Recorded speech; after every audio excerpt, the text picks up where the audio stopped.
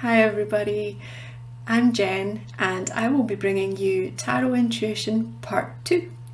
So in the first part we really spoke about the connection that you can create between yourself and your tarot cards and how to receive messages. In this second part I would really like to deep dive on all of the ways that I have used tarot for healing in myself. A lot of us are holding quite a lot of trauma in our physical and energetic bodies from both this lifetime and from previous lifetimes.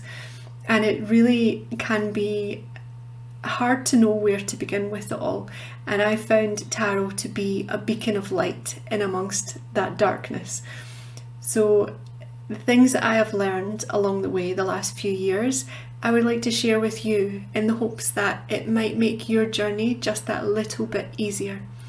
So if you would like to hear what I have to say, I would love to see you in class. Thanks so much for listening. Hello, welcome to my next cooking class. I think now is the time to address the bread. We've done the sweet and the savory, we've done the butter, yogurt, cheese. There's still different kinds of cheese to make, but I was thinking because the way I make our bread is without yeast.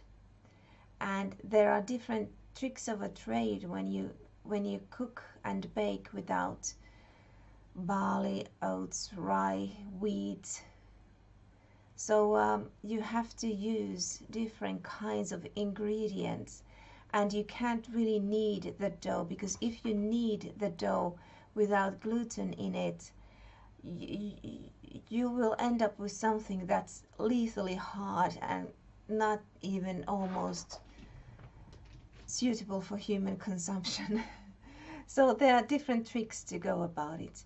And I like to make our bread in a way that, it's almost like a dish in itself, because I add a lot of vegetables, and often I put some potatoes in it and beans, different things, and a lot of seeds, and to make it healthy and make it really satisfying.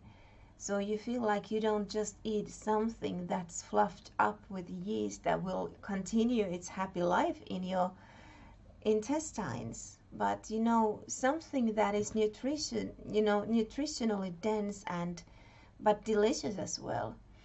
So I was thinking we'll make some rolls and some salty crackers and bready kinds of things, because I don't think life without bread would be wonderful. I mean, that's a perfect companion for a beautiful creamy soup, and any kind of a soup really, and just in and of itself, and it can be delicious just as it is. You don't necessarily have to have anything on it. But while we're at the subject, why not make our own hummus without the use of sesame seeds?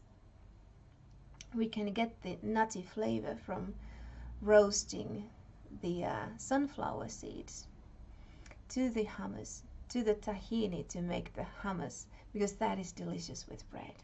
So I hope I'll see you this Friday, and I hope we'll get some baking done together. Take care and thank you. Bye-bye. Hi everyone, my name's Julianne. You may know me from the videos on the Honeyseed Golden channel. I am teaching 2 pendulum classes called Pendulum Basics, Connection to Source.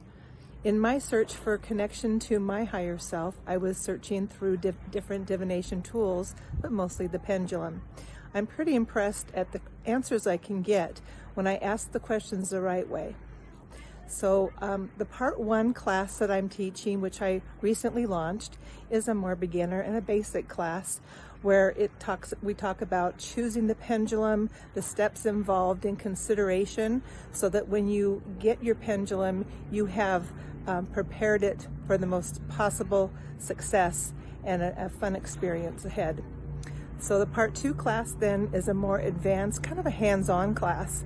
And it's a class that I would prefer that you bring your pendulum with you. If you have your pendulum, bring it to class along with any divination tools, any boards or charts. And I will say that both classes, the platform has the ability for you to grab the mic, which means you can ask questions either just with audio or with audio and video. And I would encourage you to use the video because we're talking about a divination tool, and it would be very advantageous to you and to the entire class if you would share your pendulum, what it looks like, and the methods that you have learned to use to get your answers. So I know that these classes will continue at an interval that we are still determining, but I would like to close by saying I look forward to meeting you all, because we all come from different places and we can share our perspective, and it will be fun. Thanks for your time. Hey everybody. So I just want to talk to you guys a little bit about the think tank and also the Harmonious Assembly. So the Harmonious Assembly, the time is going to be 4 p.m. on Tuesday, 8:30. So August 30th, so tomorrow. And I hope I put this out today. So it is tomorrow, but it's on the 30th, 4 p.m.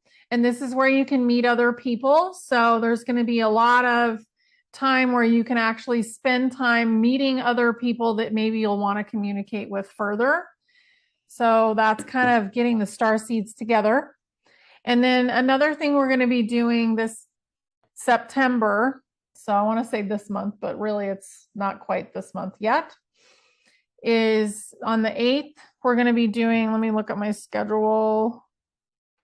We're going to be doing the think tank.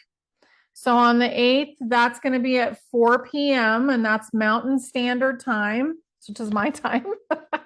And then on the 9th, which is Friday, we're going to be doing it at 9 a.m.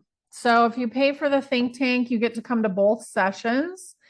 And we're also going to do breakout sessions during the think tank. So in both the meetup and the think tank, you're going to get to go and speak to other people and then come back and ask more questions. So every person or every group is going to get to ask another question.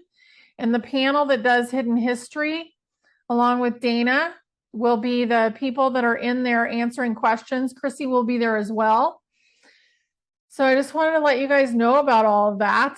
And I hope you're enjoying it. I feel like it's really a great way for us to connect, and it's inexpensive. And I just think it's time for us to go forward together. So anyway, I hope you're enjoying it, and I'll put those links below, and I hope you have a beautiful day.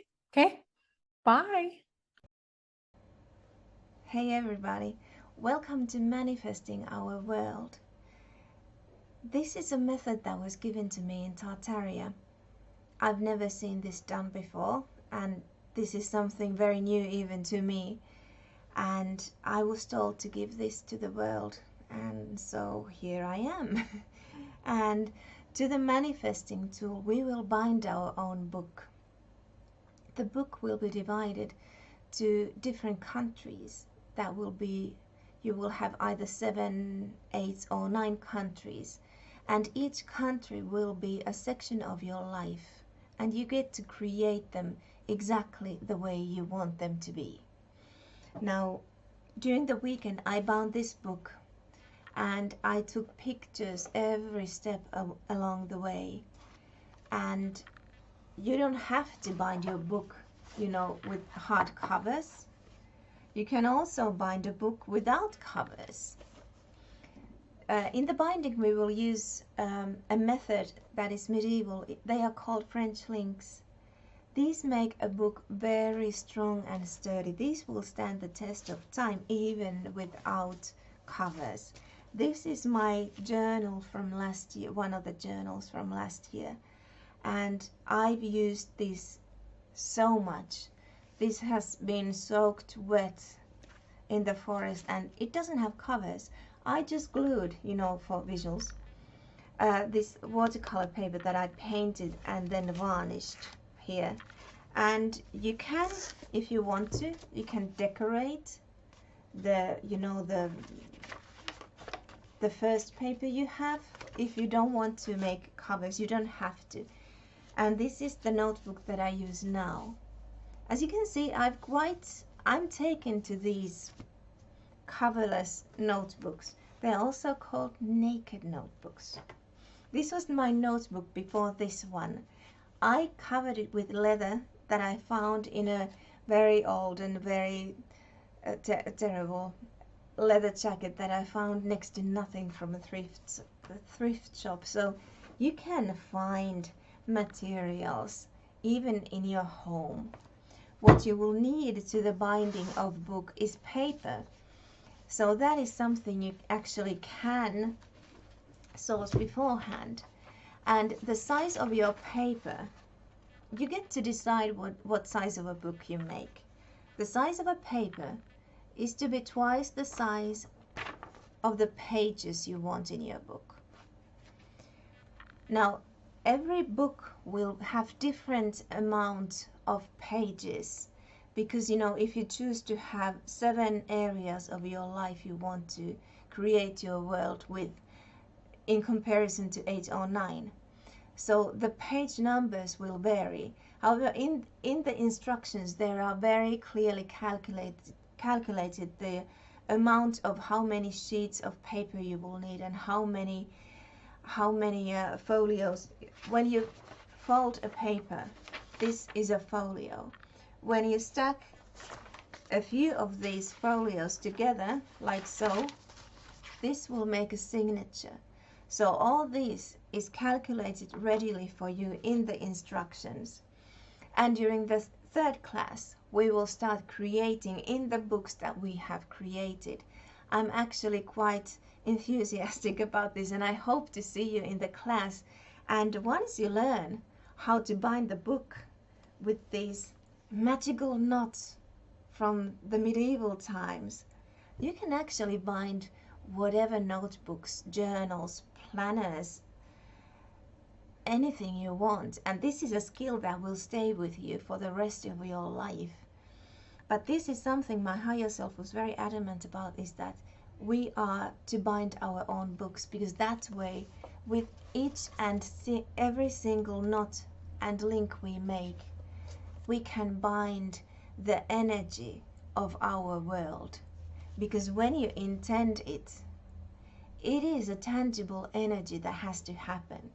So I wish to see you on Wednesday, and let's start binding books. Have a wonderful day, and thank you for coming. Bye bye.